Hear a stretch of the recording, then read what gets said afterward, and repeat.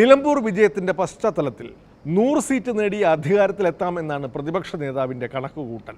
പക്ഷേ അതിന് ഈ മുന്നണി പോരാ, പുതിയ കക്ഷികളെയും ഉൾപ്പെടുത്തണം.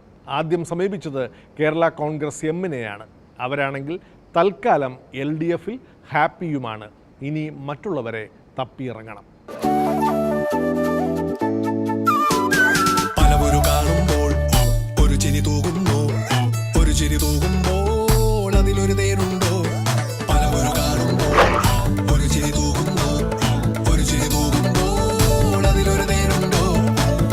മുന്നണിയുടെ ജനകീയ അടിത്തറ വിപുലീകരിക്കപ്പെടുന്നതിൻ്റെ തെളിവാണല്ലോ നിലമ്പൂരിൽ നമ്മൾ കണ്ടത്.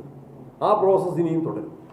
മുന്നണിയുടെ UDFിൻ്റെ ജനകീയ അടിത്തറ വികസിപ്പിച്ചുകൊണ്ടേയിരിക്കും. മകനെ മടങ്ങി വരൂ എന്ന് കുട്ടൻ്റെ അച്ഛൻ. ഇപ്പോൾ കേരള കോൺഗ്രസിൻ്റെ സ്വാഗതം ചെയ്യുന്നു എന്ന് സന്തോഷം.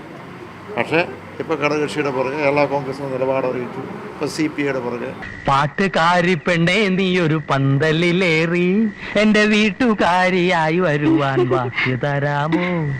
കണ്ണുനീരു മാറ്റണം, വെണ്ണിലാവു കാട്ടണം, എന്നും എൻ്റെ പൊൻകിനാക്കൾ പങ്കുവെക്കണം. മുന്നണി വിപുലീകരണം അജണ്ടയിലുണ്ട്. അത് എന്തായാലും ലോക്കൽ ബോഡി ഇലക്ഷന് മുമ്പ് വേണമെന്നാണ് ജനങ്ങൾ ആഗ്രഹിക്കുന്നത്. മറ്റൊന്നും കൊണ്ടല്ല.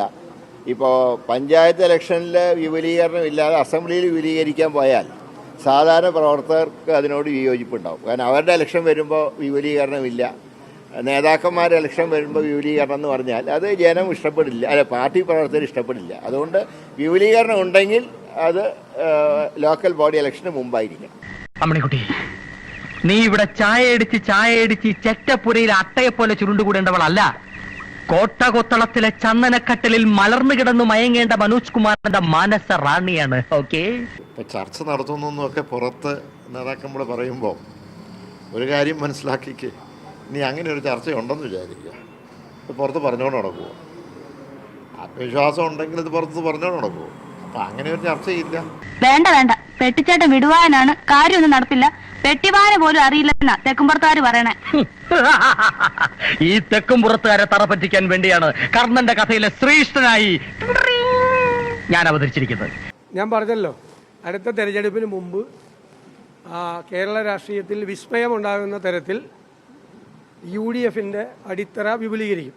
അതെങ്ങനെയാണെന്നുള്ളതിൻ്റെ വിശദീകരണമൊന്നും ദേവി ഇതിപ്പോൾ ചോദിക്കുന്നത്. എന്ത് ചെയ്യാനാ പ്ലാൻ?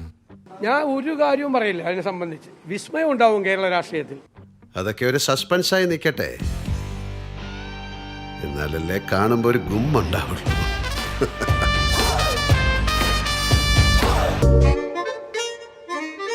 ഇതോടെ വക്രദൃഷ്ടി സമാപിക്കുന്നു. വീണ്ടും അടുത്തയാഴ്ച ഇതേ ദിവസം ഇതേ സമയം.